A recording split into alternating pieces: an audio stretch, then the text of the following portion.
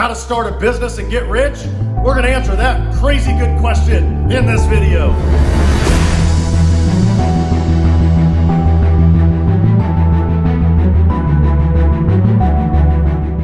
Okay, let's rock. Let's talk about how to start a business and how to get rich off that business. All right, so let's take a couple steps back and decide what kind of businesses have gotten rich in the world, right? What kind of businesses can you think of right now that you would consider rich? Because it's important for you to understand that you've got to define what rich is. Some people look at one location, one business that's kicking so much tail, it's making tons of money as getting rich. Like whoever owns that's getting rich, right? And that could be.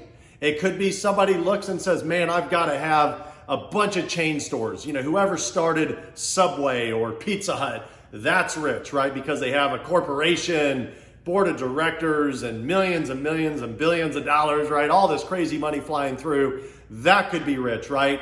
And then you've got monster corporations, right? Things like Google and Amazon and Microsoft that have market caps in like the billions. That could be rich. Well, define what rich is for you and then go after it. So no matter what it is in all three examples, they're going to give you a pretty dang good lifestyle. So I'd take pretty much either one as long as they're successful.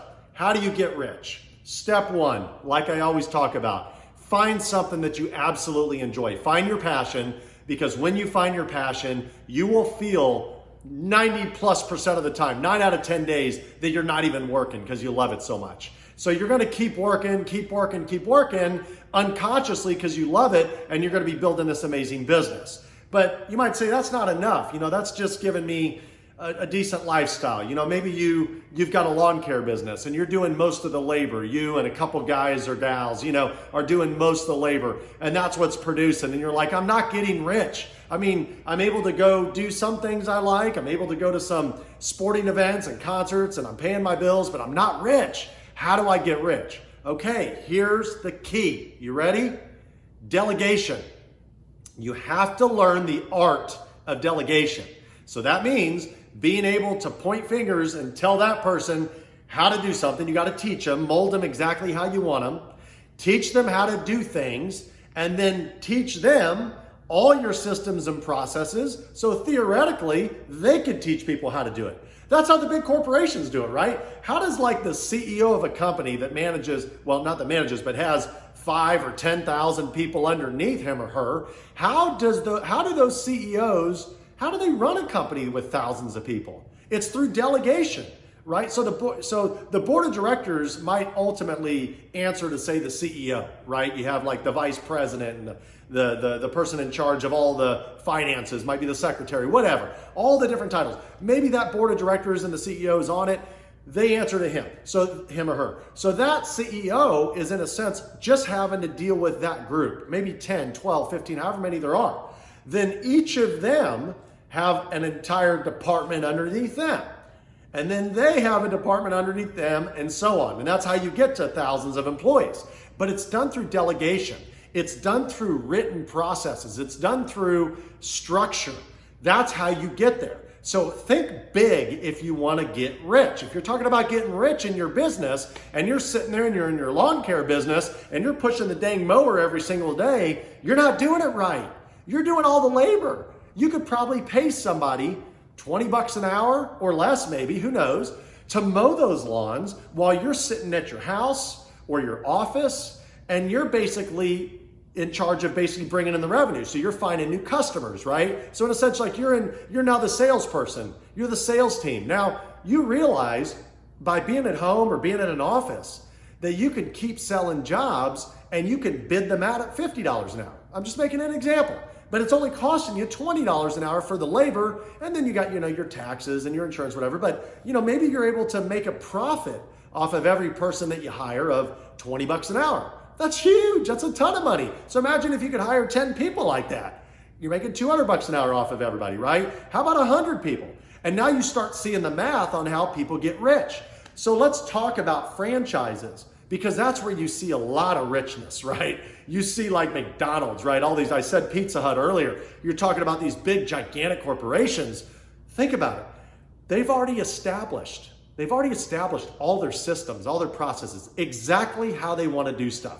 They have their suppliers on how they get their pizza dough, right? All their tomato sauce and their cheese. They've already sourced that. And they buy it in such volume, okay, that they're able to get their costs way, way down. So they're able to compete super high. That helps them, in a sense, pay for their advertising costs. So because they're able to really beat down their suppliers, they've got this cushion of, hey, we could have spent more money, but we didn't. So now we've got some disposable income. Hey, let's do a bunch of TV commercials. Or, you know, you've seen like all the mailers you get, right, in your mail that have pizza coupons and things like that. They can afford that because they're sitting there cutting costs that give them the ability to afford that, right? So getting rich in business is really coming down to structure, right? Getting the right people, the right processes and systems, and then executing all that. If you're going to be the one doing the same thing over and over and over, it's going to be real tough for you to grow.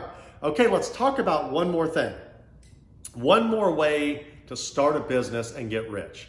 Remember at the beginning of the video, I talked about when richness is basically defined in your own mind, right? So you might not say, look, I don't want to have a Microsoft someday. You know, I don't. Well, I don't either. You know, I don't want to have something that big. I mean, that's such a giant, you know, more money, more problems. They say, more money, more problems, right? You don't want to have that. I mean, some people do. You got the biggest titans in the industry that deal with all the slack, but once you get that big, I mean, you're dealing with nonstop lawsuits and the government's messing with you. You got so many things that just endlessly go. So some people are like, you know, rich for me, I'd like to just be able to, you know, have my house paid for, you know, have $1 million, you know, a couple $1 million saved up in retirement. So when I want to stop working, I can live my life out and whatever. And so it'd be really nice for me to be able to get to that number. So let's just call it $1 or $2 million. Well, here's the beauty. Here's a game plan for you to get rich. If that's your version of rich, I'm going to tell you a game plan. Buy your real estate for your business.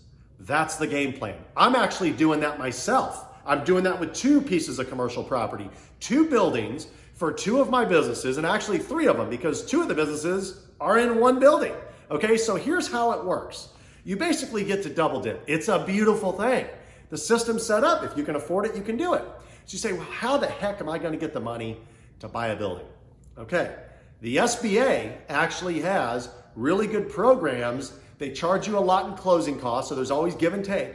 But they've got programs where you can put down a lot less than you would think if you qualify for the loan. And you'd be surprised, even if your business isn't super, you know, making a ton of money. Heck, I got an SBA loan when my financials looked terrible, but I had history. I had good years, bad years, whatever. The key is, if you get an SBA loan, they're going to guarantee something like 75 or 80% of the loan to the bank that you're borrowing from, an actual bank that you're borrowing from. So they kind of work with the local banks and whatever. Then that bank is going to be only having to risk maybe 15 to 20%, 25%, you know, whatever the number is. And you might only have to put down 10%.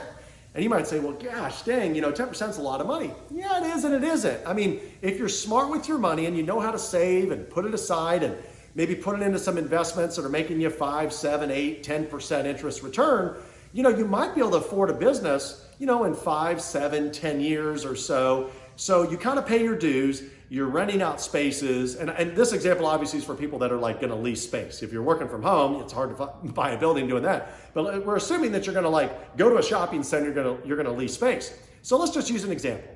You find a building and it's like $500,000. And what you decided is, I'm going to buy that. That's perfect for me and my business. It's got the perfect amount of square footage. I love it. And you say, look, I'm going to go get a note. And you go to the SBA and let's say they give you like a 20-year or 25-year note. Well, here's the beautiful thing. We talked about how do you get rich in business. So you're going to be making money hopefully every single month, every single year in your regular business. And then instead of paying some other landlord or somebody else a bunch of money every single month, that it's like having an apartment, the money just eventually goes away, you're going to be paying down that building, right? And it goes a lot faster than you think. And then if your business starts doing really good, instead of spending your money on that new car or new boat that you've really wanted, be smart.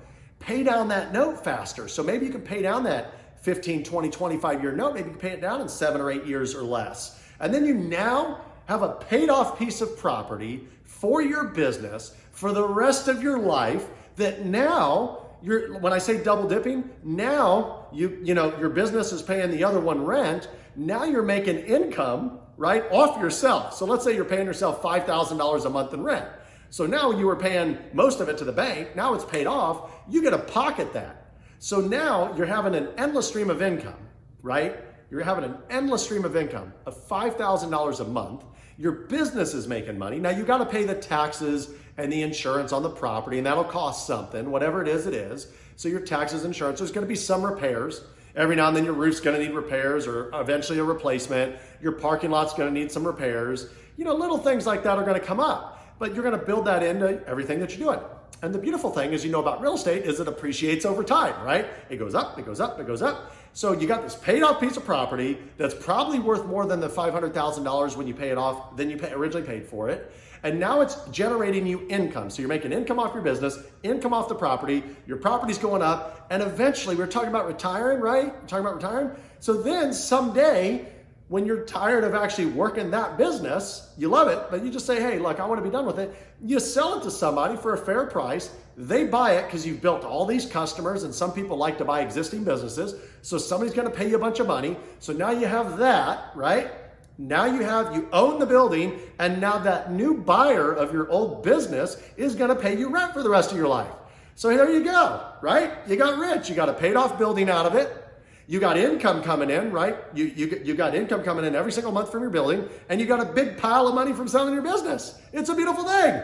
Okay, I hope I've stimulated your mind. I hope I gave you some great ideas for how to start a business and get rich. Again, richness is defined in everybody's minds. It's not always money. It could be relationships and anything else. How about many other things? Love it when I screw up on video, but that's okay. So remember from me, no matter how hard it gets in life, things aren't always easy. Things do get challenging, and you just got to keep pushing through. It's never easy. It's going to be like that, especially in business. If you're going to be in it long term, you're going to have huge highs, huge lows, ups, downs, nonstop. It's just the way that it is. And when you get knocked down, take it from me, get up, never quit.